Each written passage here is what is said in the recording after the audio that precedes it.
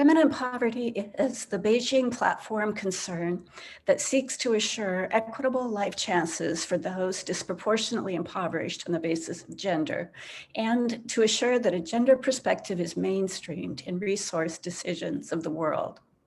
Platform advances include increased global recognition of the gender dimensions of poverty, including increased acknowledgement of the feminization of poverty, and recognition that women's equitable access to resources is critical to the success of their children and families and the future of human flourishing.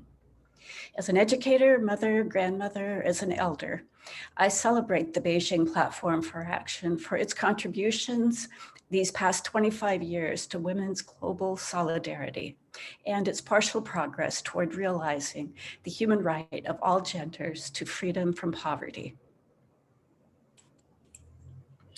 Education and training of women.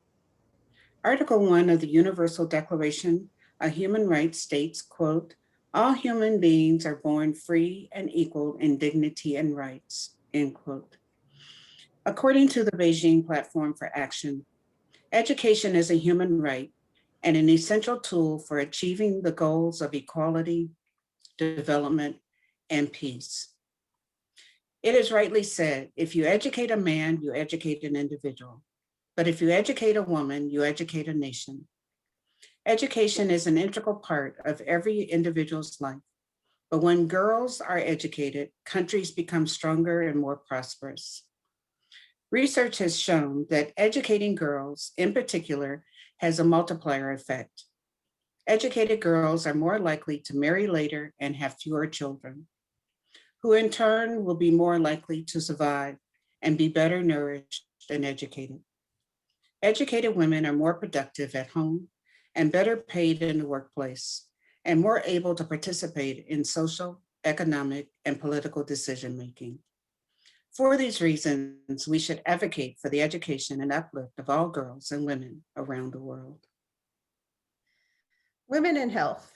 The Beijing Platform for Action on Women's Health called for the realization of women's right to the highest attainable standard of physical and mental health. It emphasized that the gender, as well as other inequalities based on ethnicity, class, and geographic location, were important barriers for the achievement of women's health. As a women's health nurse practitioner, I've seen a negative impact over the last few decades of our increasingly for-profit US healthcare system on recognizing and lifting these barriers. The COVID-19 pandemic underscores society's reliance on women, both on the front line and at home, while simultaneously exposing structural inequalities across every sphere.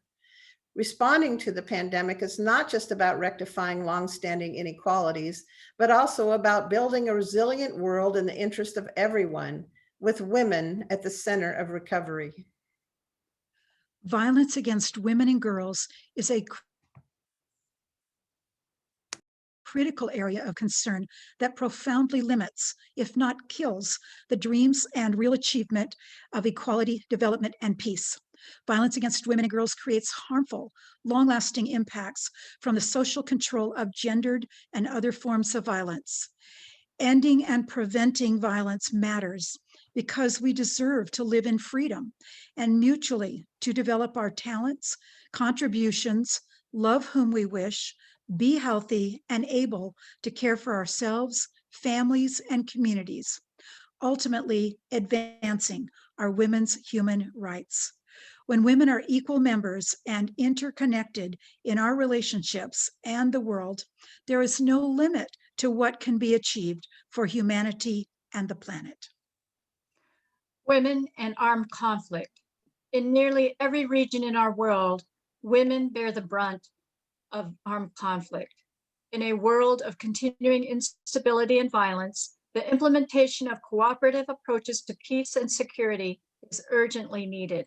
The equal access and full participation of women in power structures and their full involvement in all efforts for the prevention and resolution of conflicts are essential for the maintenance and promotion of peace and security. Although women have begun to play an important role in conflict resolution, peacekeeping, and foreign affairs mechanisms, they are still underrepresented in decision-making positions.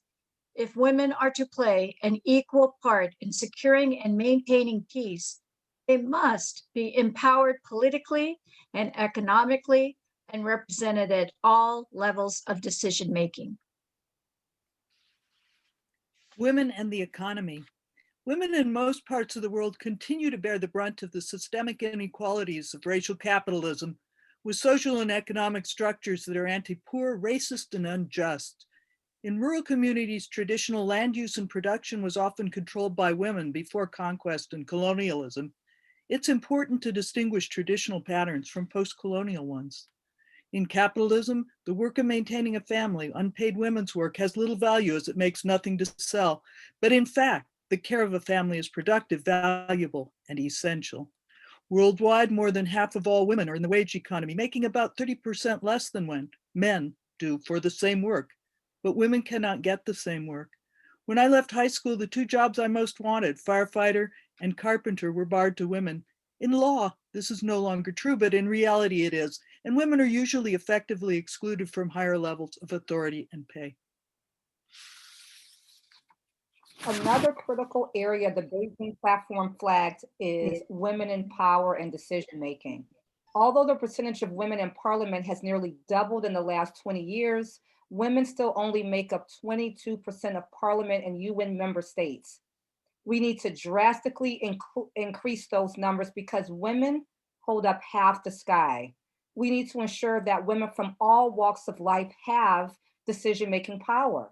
As a Black woman, mother, daughter, community member, holder of half the sky, I know that when women are in decision-making roles, the health of all, I'm going to say it again, the health of all people are improved. Poverty is reduced, economies thrive, and women and girls get to deeply and passionately, with vitality, live their very best lives without the threat to their human rights. That is a world I want to live in. It's a world, frankly, we all deserve to live in.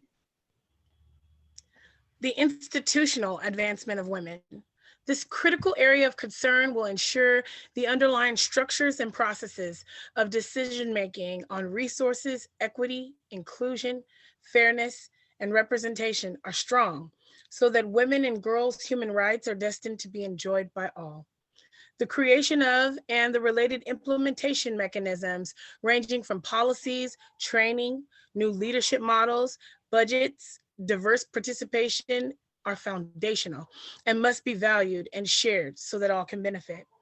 Imagine a world where gender-sensitive national budgets prioritizing books and not bombs, political representation achieving parity with 50% or more diverse women, national and local commissions on the status of women, women's banks, and recognition that real commitments to human rights require resources to be achievable.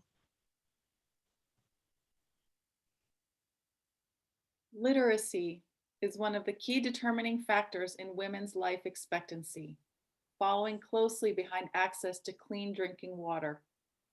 Literacy is a critical tool for women to access full information about their rights and to defend and advance those rights. Cuba has one of the world's most successful massive literacy programs, and the majority of both teachers and students were women. They taught 700,000 people to read and write in 1 year, and from there built a methodology that has now been used in over 30 countries and multiple languages around the world, benefiting principally women and girls. I am addressing the strategic objective of women and the media to achieve equality, peace, and development.